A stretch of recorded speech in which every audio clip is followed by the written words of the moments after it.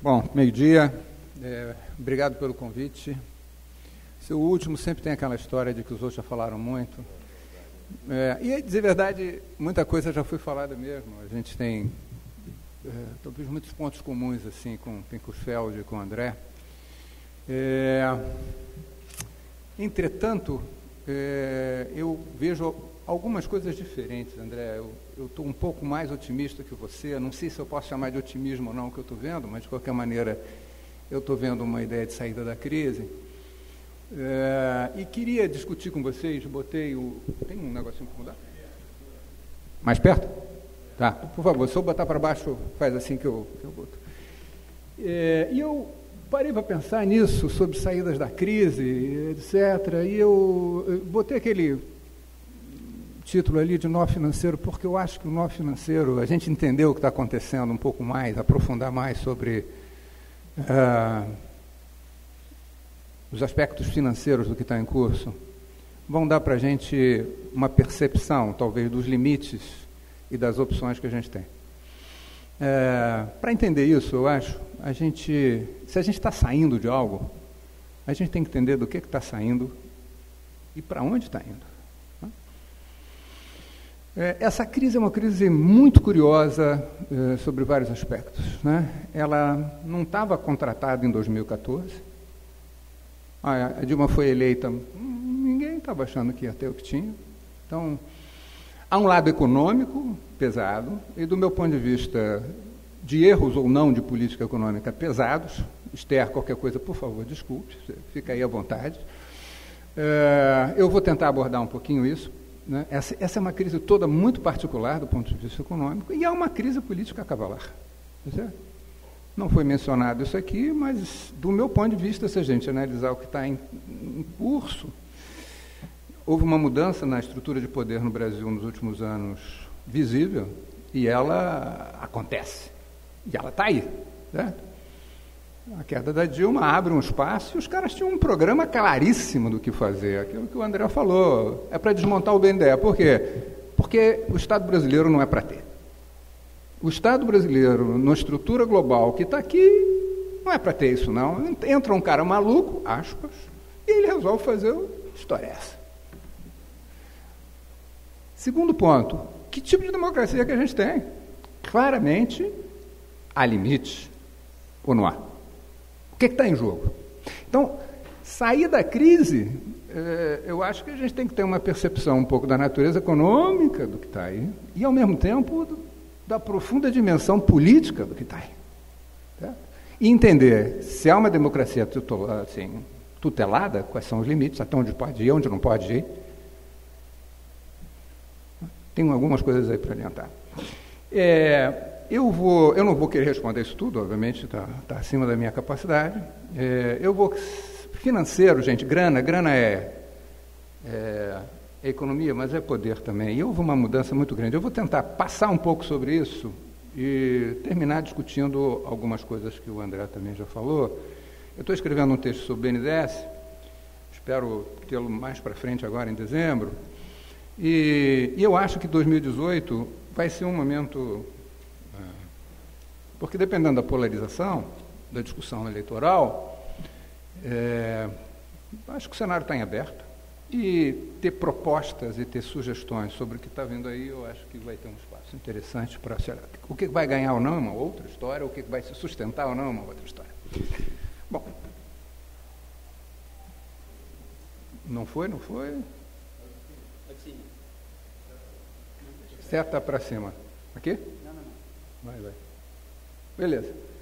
A Fundação acabou de publicar isso aí, que é a datação das crises.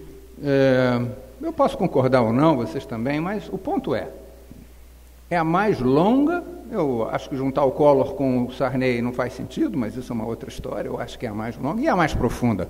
Algo mais parecido com o que a gente está atravessando tem no Delfim, que eu vou usar, a gente chamava o cavalo de pau que o Delfim deu, acho que houve um cavalo de pau aqui também, a gente depois dá uma discutida. É muito forte, é a mais forte que a gente tem desde que o Brasil e a globalização aconteceu para valer. Então, tem alguma coisa de particular no que a gente está vivendo, a gente não pode achar que é simplesmente mais um que está aí, não é mais alguma coisa. Quando a gente olha para fora, essa crise não tem nada a ver com o que está acontecendo lá fora. Certo? Nós não temos nenhuma restrição de balanço de pagamentos. A gente conseguiu passar em 2008 maravilhosamente bem. Por quê? Porque, por vários motivos, o dólar já não era tão relevante como moeda interna e porque a reserva é zero. Certo? Se a gente olhar o mundo, o único país que teve algo semelhante ao que a gente passou foram os russos. Sim. Mas o russo está metido na guerra da Síria, invadiu a Crimeia, está tensando dos americanos, tomou um choque de petróleo, uma economia petroleira, ok. E está saindo muito melhor e muito mais rápido. E nós? O que a gente tem que ver com o jogo internacional? Do meu ponto de vista, nada. Essa é uma crise que é nossa. Ela é verde, amarela, jabuticaba, bota o nome que vocês quiserem. Essa é uma crise que é absolutamente de natureza endógena, certo? Então, essa é a primeira. Nós não temos nenhum problema externo, não temos nenhum problema de liquidez, não foi os caras lá fora, nós não somos um país petroleiro. Então, em que a gente se meteu? Dessa vez, fomos nós por nós mesmos e não dá para botar culpa em ninguém. As forças internacionais do Brizola, como é que ele falava? As perdas internacionais, esquece, certo? Não tem nada a ver com isso. Onde é que essa porcaria toda começa? E eu realmente sempre achei ela curiosíssima. A eleição de 14, aconteceu lá, ganhou, ninguém achava. A economia estava bem? Não estava uma maravilha, muito menos para os anos 70. Tá bom, não era uma... Mas aí, por algum motivo, que eu não vou explicar aqui, mas vocês podem ter alguma ideia, o governo... E foi assim, a ordem dos fatores, o governo, por conta própria, resolveu provocar uma crise. Certo? Contrata um cara chamado Joaquim Levy. Né? O Bradesco indica, ele vem e tal, e Joaquim Levy acreditava que a maldade tem que ser feita de uma vez. Por que isso? Porque ele tinha tido essa experiência em 2003 com o Lula, ele era da equipe inicial da econômica do Lula do Palocci, e eles fizeram uma maldade lá do Carta ao Povo Brasileiro, tinha que fazer, mostrar que era, né? E aí saíram razoavelmente bem. E eles acharam que era para repetir. E o governo também achava. Verdade seja dita. Eu vou mostrar o tamanho das maldades. Precisava ser tudo feito uma vez? Não. Ninguém faz isso. Ninguém faz o que foi feito. Certo? O que o cara fez? O cara me dá um choque de preço. Sobe o preço do petróleo, faz cacete, sobe o preço da energia. É aquela curva que vai ali a 18. Aqui são os preços administrados. Pega a inflação que já estava no limite da banda e joga ela para 10. Porra, o Banco Central vai ter que responder a isso de alguma maneira, tá claro? Achar que ia fazer aquilo tudo e que não ia estourar o limite, por que motivos eles achavam que ia dar certo, é uma coisa que até hoje eu tenho algumas, assim, não consigo entender. Ao mesmo tempo, o cara me dá um choque cambial de 60%.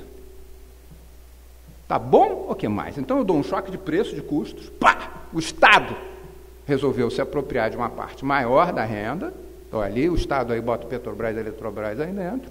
Tá certo? Dou um choque cambial para ninguém botar defeito. Em nenhum lugar do mundo a gente faz isso. Não satisfeito, ele ainda faz duas outras coisas. O Banco Central sobe a taxa de juros e ele me dá um choque de crédito. O lado de lá são as aprovações do BNDES. Ao mesmo tempo. Bom, se a economia não fosse para o cacete, a gente tinha que mudar de profissão. Tá certo? Porque vocês aprendem. Tem aluno de economia aqui, não tem? Pronto. Então, o que vocês aprendem? O bem-estar, o nível de atividade, tem que jogar para cima, o que faz? Política multiplicador, não é isso? É tudo ao contrário aqui. É tudo para jogar para baixo. Qual era o argumento? O argumento era que tinha que fazer o ajuste, bababá. É o que está aí até hoje, de alguma maneira, e que ali se implanta. Certo? Muito bem. Não deu certo. Os caras achavam que a economia não ia cair tanto e que eles iam fazer um famoso ajuste fiscal. Muito bem. Já estava difícil de acreditar que a coisa ia dar certo. Por quê? Porque a receita e a economia vai para o cacete. O que você faz com aquilo? Aquilo você joga um choque endógeno em cima das empresas, e as empresas vão reagir. O que elas vão fazer? Vão parar de pagar imposto, vão diminuir o emprego, vão baixar salário, vão deixar de pagar banco, não é isso? Ué, o que você faz numa hora dessa? vou me virar. É isso que o cara falou. Vou tentar resolver, arrumar dinheiro de alguma maneira para tentar responder o que está vendo, senão eu quebro. É claro? Bom, a receita foi para o cacete. Bom, como é que eu vou fazer um ajuste fiscal com a receita indo para o cacete? E, além do mais, eles aí dão, e eu me lembro dessa história, Nelson Barbosa era ministro do Planejamento, eu encontrei com ele em São Paulo em julho. Encontrei com ele, ele era uma figura muito agradável, não sei se o Nelson há muito tempo que não dá aula aí, né? Mas o Nelson, comigo, pelo menos, era uma figura agradabilíssima. Encontrei com o Nelson numa reunião em São Paulo, peguei o Nelson assim, ali para julho, e disse assim, Nelson, onde é que vocês erraram nas contas? Aí ele falou assim para mim, Lava Jato. A Lava Jato jogou para baixo. Então, além dessas questões todas que vêm por aí, ainda entrou um outro bicho ali, que é Lava Jato. Eu quero chamar a atenção aí a resposta das empresas, está certo? O investimento vai para o diabo. Ah, claro. Eu vou investir numa história dessa. Eu vou salvar minha pele. Tá? O lado de lá é o faturamento real das empresas. Caiu 30%, 20%. Isso entre 15%. E ali embaixo, não sei se vocês sabem o que é PDD. Alguém? Todo mundo aqui sabe o que é PDD? Duvido. Provisão para devedores duvidosos. Cara, vocês na mesa não valem, porra. Não é isso? PDD é o seguinte, você é banco, seu credor está com cara, está com um jeitinho que ele não vai pagar. Aí você tem que pegar um pedaço da sua grana e separar para resolver pagar aquele prejuízo, tá certo? É uma provisão que o Banco Central manda fazer quando os seus credores começam a atrasar. Presta atenção o que acontece entre em 2014 e 2015. Dá para ver ali? É? Isso, em um ano sobe 50%. O do Itaú sobe 50%. O do Bradesco sobe 50%. Então é o seguinte, o governo empurrou o sistema, certo? O sistema reagiu em cima dos bancos, e os bancos vão ficar quietinhos? Logo eles? Imagina, o que é que os bancos fizeram? Perdão, eu volto. Aquelas são duas curvas do crédito. Eu depois vou voltar a falar mais de crédito, que eu acho que é importante. Do lado direito estão as pessoas físicas, as famílias. Do lado esquerdo estão as famílias. Do lado direito estão as empresas. O vermelhinho é o famigerado crédito direcionado, que, no caso das famílias, é o imobiliário da Caixa. No caso das empresas, é o BNDES, tá bom? Aquele vermelhinho é o BNDES, o outro vermelhinho é a Caixa Econômica. 2016, olha o que acontece. BNDES cai por quê? Porque o governo mandou ele parar em 2015. E ele tinha um efeito contracíclico, não só em 2008, mas durante o tempo inteiro. O BNDES foi utilizado para contrabalançar quando os bancos puxaram para trás. Os bancos puxaram o tapete o tempo inteiro. Ou vocês acham que não? Puxaram em 14 pesado. Por que vocês acham que o Banco Central teve que emitir aquele bando de swap pré? Porque os caras foram lá fora e disseram, não investe no Brasil, não bota teu dinheiro no Brasil, não, que porra, aqueles caras estão fazendo uma maluquice. Para quê? Para puxar o câmbio durante a eleição. Aí o Banco Central foi lá e pagou. Pagou para ver e ganhou. Perderam aí. Tudo bem, isso é uma outra história. Mas eu estou dizendo, o mercado financeiro estava querendo ver isso no espaço há muito tempo. Estão certos? Certamente, do ponto de vista do interesse deles, estão. Muito bem. O que é aquilo? Aquilo ali é a resposta do Itaú, do Bradesco, do Banco do Brasil, ao aumento da inadimplência, que é o seguinte: paga tudo que você me deve agora, e o crédito deles é de curto prazo. Então, em cima do choque do governo, eu tive um choque de crédito brutal em cima das empresas. Isso explica por que foi tão longo e por que o desemprego é tão cavalar. O que é isso? Isso é uma boçalidade que foi feita. Não precisava, isso não estava escrito. Isso foi um erro de política econômica feito pelo Joaquim Levy e companhia, que estavam representando um interesse político pesado, tá certo? E que tinha sido aceito pelo governo contra o resultado eleitoral, certo? A verdade é essa. Plantaram o ovo da serpente ali dentro, o ovo da serpente estoura, e depois isso tem um desencadeamento político, e está aí, vamos fazer um impeachment, vamos fazer o diabo, e aí entra um programa liberal absolutamente estruturado, do nada. Imagina, se vocês acharem que isso não é uma operação política de primeiro, do que se trata? O resto é bobagem. Muito bem. Então, essa é a crise e por que a crise tem essa natureza tão diferenciada e tão profunda que a gente tem. Certo? Começa lá, rebate nos bancos, e o governo não fez nada para evitar as consequências. Tanto em 2015 quanto em 2016. Deixou o mercado acertar por si. Então eu, por exemplo, tenho N amigos de 60 anos de idade, engenheiros, todo mundo na rua. Tenho filhos de 30 anos de idade, todos na rua. Uma tremenda dificuldade de emprego. O que foi feito? O que o BNDES fez? Sentou em cima do caixa. O que a Maria Silva fez no BNDES? Sentou em cima do caixa, evitou que o dinheiro fosse para as empresas, propositadamente. Tinha que fazer o ajuste. Tinha que purgar os pecados. Beleza, seus pecadores. Muito bem. Pesado, né? É uma história pesadíssima, do meu ponto de vista, que a gente está vivendo. Achar que sai fácil? Uau! Onde é que a gente está? O ajuste, é o cacete. Certo? O Leblon está muito bem. Quem é que perdeu dinheiro em 2015, 2016? A riqueza ganhou a beça, só pegar os dados. Quem comprou papel do governo em 2016 ganhou dinheiro pra cacete, porra. O câmbio baixou, ganhou dinheiro pra cacete. Qual é? A riqueza, diferentemente... veja bem, erro de política econômica não é uma particularidade brasileira. Pega o japonês em 1989. O Banco Central achou que operava. Operava o cacete, a economia foi pro diabo. O problema dele era a bolha. 2008, os americanos também, mesma coisa. Vou subir a taxa de juros, deixa que eu faço, mato no peito, resolvo. Foi pro diabo. Nós, hoje no Brasil, temos um mercado financeiro enorme. Nós somos uma economia relativamente normal hoje em dia. Você vai brincar com esse bicho? O bicho encolhe e responde ontem. Tá certo? Como foi lá? Você solta esse bicho, o mercado vai responder a um choque de juros, a um choque de coisa que você quiser, do jeito que ele for. E sai de baixo. É isso. Tá certo? Lá fora era porque tinha bolha, aqui não tinha bolha nenhuma. Aqui era simplesmente porque os caras acharam que o governo estava sendo mal administrado, tinha que fazer uma boa administração. Muito bem.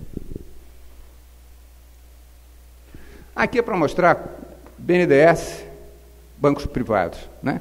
Durante todo o período, 2008 em diante, toda vez que aqui é a taxa de crescimento do crédito de cada um, está claro? Toda vez que o vermelhinho sobe, o azul baixa, e vice-versa. Ou seja, a atuação do crédito foi absolutamente anticíclica durante todo o tempo. A menos 2016 em diante, quando você empina os dois para baixo. Muito bem. Vamos só dar uma olhadinha para vocês entenderem o que aconteceu com o crédito no Brasil. A revolução que foi feita. Tá? Aquela curva ali mostra dados do Banco Mundial sobre a participação do crédito no produto. A parte de cima são os países ricos, a parte de baixo é a América Latina.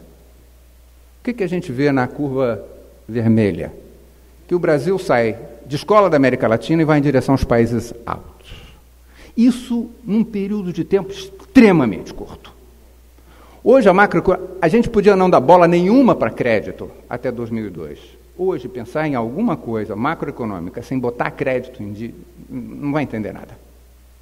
É enorme. Nós temos hoje um mercado muito grande relativamente ao PIB, certo? O que é? Algo demais? Não, nada tão demais assim não. É exatamente o que os BRICS têm. Tirando os chineses, mas chinês tem partido comunista, é dono da terra, aí eu opero financeiramente de outra maneira. Me deixa eu ter o monopólio da terra em um partido comunista, que aí eu opero e põe um nível lá em cima também. Você acabou de vir de lá, né? Espero que não tenha voltado comunista, né? Porque o pessoal volta da China achando que tudo é uma maravilha. Os amigos meus vão lá, voltam. Eu disse assim, cara, eu tenho uma má notícia para te dar. Ele, o quê? Você virou comunista. Aí os caras tomam um susto. Tá bom, me dá aquilo lá que os caras têm, que a gente faz. Eu sou o dono da terra, monto o crédito em cima da terra e opero o preço da terra. Né, André? Aí a gente faz milagre, não faz? Faz miséria. Aí deixa com a gente que a gente faz. Então é o seguinte, não teve nada demais, mas do ponto de vista de América Latina e de países, o Brasil teve uma transformação muito grande. Como é que foi operada essa transformação? A curva azul é o tamanho do crédito bancário, agora, sozinho. A curva amarela é os bancos privados, Itaú Bradesco. A curva cinza é BNDES direto, Caixa, Banco do Brasil. Até 2008, quem levou e liderou foram os bancos privados, foi o Itaú Bradesco. Tem uma história grande, eu não vou me estender aqui. Em 2008 eles param, e aí vai Caixa, BNDES. Então, toda a expansão ou toda a manutenção da renda depois de 2008 é crédito público direcionado, correndo por baixo. Os bancos privados há muito tempo estão sentados em cima, apesar de que estão entrando, saindo, fazendo negócio. O Brasil tem uma estrutura concentradíssima, 5 bancos têm 70% do crédito, tá certo? 3 deles públicos. O BNDES que está aí é só a parte direta do BNDES. O BNDES indireto está por dentro do dado dos outros. Ou seja, o que o BNDES empresta aos bancos para eles emprestarem não está nessa estatística, certo? Então, para vocês terem uma ideia de que estrutura é essa, uma estrutura concentradíssima, na mão de muito pouca gente. Certo? 70... isso é 2016. Ok, aumentou. Aumentou. Tudo bem. Eu não esperava que tivesse diminuído, não. E, quando você olha longo, o BNDES é 50%. Os bancos públicos são 80%. O que eu chamo de longo no Brasil? E olha que, antigamente, longo no Brasil era 6 meses, tá? Em 2002, longo era 6 meses. Hoje é 5 anos. Tá? Muito bem. Então, quando nós estamos fazendo aquilo que o André falou, querem acabar com a ideia, querem mesmo, querem demolir, desmontar, fazer, etc. e tal, papapá. E, só para dar uma ideia do clima político, essa história do BNDES foi uma coisa que me marcou muito esse ano. Em fevereiro, eu estava irritadíssimo com o que estava acontecendo, da TLP, eu já tinha entendido algo que tinha acontecido, resolvi publicar um artigo no Valor. Sempre publiquei no Valor. Mandei. Não vou publicar, não. Não vou? Não vai publicar? Por quê? Aí, um amigo meu disse, Hernani, bota na rede social. Aí eu botei na rede social. E aí as pessoas disseram, o artigo está ótimo, por que você não publica? Porque o Valor não está publicando. Não? Eu vou lá. Aí os caras foram lá, ligaram para o editor-chefe e disseram, cara, que porra é essa? Por que não pode publicar nada diferente? O artigo saiu. E os meus amigos de São Paulo disseram o seguinte, o negócio é o seguinte, a gente se empenhou tanto para a queda da Dilma que ninguém quer jogar a primeira pedra. Então, nós tínhamos, na verdade, até fevereiro, março, um problema seríssimo de opinião. Você não podia falar, não podia escrever, tá claro? Eu só quero dizer o seguinte, atenção com a política em qualquer coisa de saída que a gente está dizendo aí. Eu só estou citando um fato que nunca tinha me acontecido, nunca na minha vida. Eu tinha tido um artigo recusado por razões de opinião assinado, tá certo? Muito bem. O André perguntou, e mercado tem? Bom, eu vou falar muito rápido disso, porque meu tempo está acabando, mas é simplesmente para mostrar o seguinte, aquilo é o mercado de crédito de longo prazo, debêntures, aquele azul, olha só que interessante, 12% do PIB é título de dívida vendido em mercado. O mercado de capitais é tão bom, né? Você compra ação, você compra... Isso dá... Cuidado, não faz isso não, tá? Isso não é coisa para peixe pequeno, não. Isso é coisa para peixe grande. Muito bem. O estranho é aquele azul que está ali, vocês viram? 2/3 do mercado são empresas de leasing. É o único país do mundo que é assim. Onde é que já se viu empresa de leasing colocar tanto papel? Por que será? Eu vou falar rapidamente...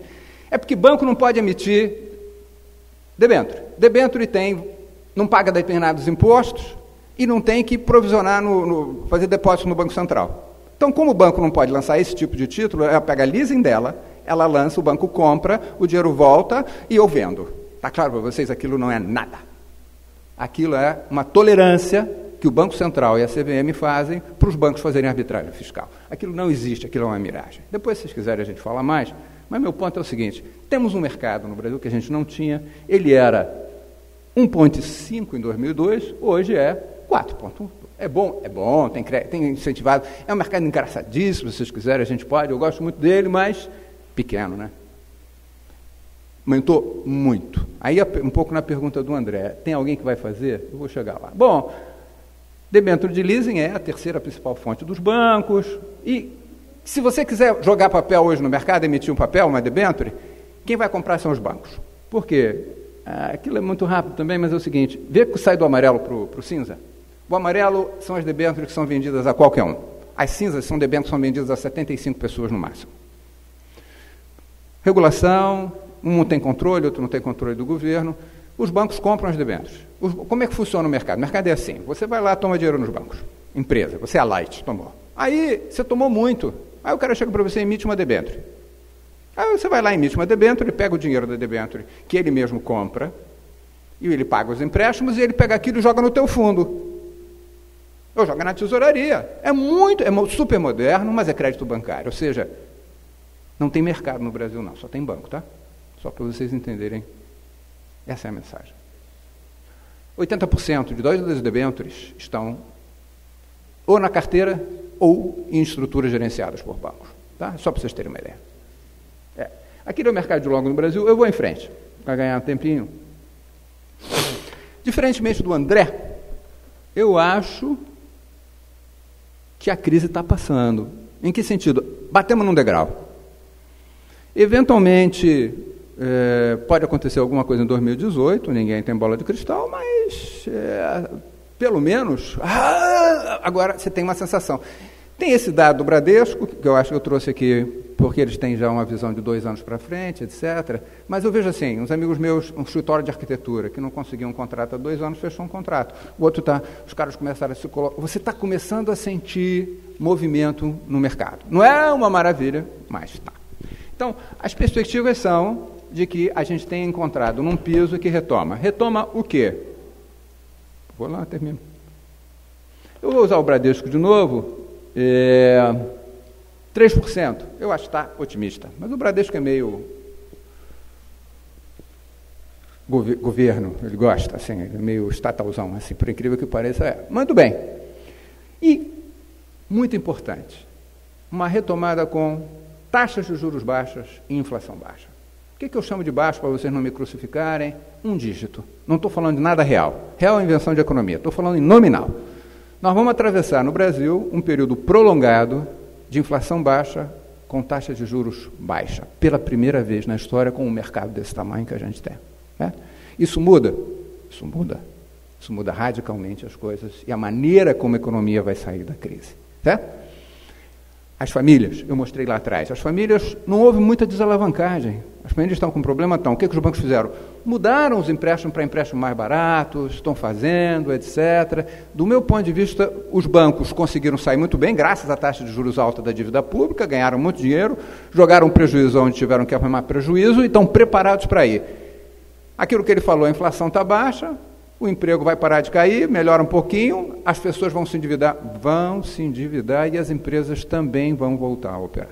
Certo? Então, do meu ponto de vista, a perspectiva de retomada que está nas projeções dos bancos é real. Eu talvez não concorde com o nível, mas que vai. Mas vai voltar de uma maneira diferente, tá certo? Em qualquer lugar da América Latina. Os outros 5 países que fizeram o que o Brasil fez de integração com o mercado internacional, que é Chile, Peru, Colômbia e México, todos eles, quando chegaram nesse nível de taxa, o mercado explode. Então, eu acho assim, vai intensificar, nós vamos chegar a 60% de crédito bancário em 2, 3 anos fácil. Ou seja, não há nada que, do meu ponto de vista, a menos da eleição de 2018, que impeça esse processo que está aí. Qual é o problema?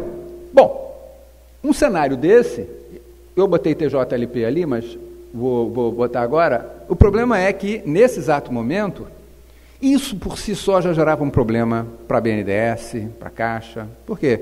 Para o BNDES muito mais do que a Caixa. Porque o BNDES é um banco que vivia de uma taxa de juros mais baixa que o mercado. Quando o nominal cai e espreme, alguém falou, por que eu vou pegar um dinheiro no Bradesco e não no BNDES? O Bradesco é muito ruinzinho também. Mas assim, normalmente é muito mais rápido e muito mais eficiente. Por quê? Porque o BNDES tem não sei quantas coisas complicadas, etc. E agora as pessoas vão estar apavoradas de dar crédito para alguém, certo? 40 pessoas coercitivas. Outro dia encontrei com uma menina que faz ginástica no Smart Fish, ela perguntou, você não foi arrolado no Tribunal de Contas também, não? Eu disse, não. Não, mas eu vi você. Eu vou encurtar rapidamente. Eu disse, não fui. A cara dela que me olhou disse assim, porra, e por que eu fui e você não foi? Sabe assim? Mas é nesse nível. Alguém vai assinar alguma coisa? Difícil, né, gente? Difícil pra caceta. Então, a estrutura está paralisada, independentemente da TLP. Do meu ponto de vista, os caras sangraram para morrer. E aí tem todo um puta projeto de reforma financeira em que o BNDES é só a ponta do iceberg. Para quem quiser, Casa das Garças 2005, Perseguida, entrevista de dezembro de 2011 no Valor Econômico. Está tudo lá, tá certo? O mercado financeiro tem que ser geleia, tudo igual. E o Estado não tem que ter nenhum tipo de atuação direta. Não tem que ter direcionamento de crédito algum, nem nenhuma intervenção sobre os preços. É para o mercado operar. Bom, A gente pode depois falar um pouquinho mais. Então, tem projeto? Tem projeto. Aliás, esse é o grande projeto. Não tem projeto desenvolvimentista, mas que teve um projeto de integração ao mercado internacional que foi mantido ao longo de 20 anos. Isso é um puta projeto também, né? Muito bem. Aquilo ali, alguém estava perguntando, aquilo ali é o crédito de tesouro e o impacto dele no ativo do BNDES. As minhas projeções são que o BNDES, de um banco de 900 bi, se sobrar 200, vai ser razoável. Depois a gente pode discutir isso um pouquinho mais.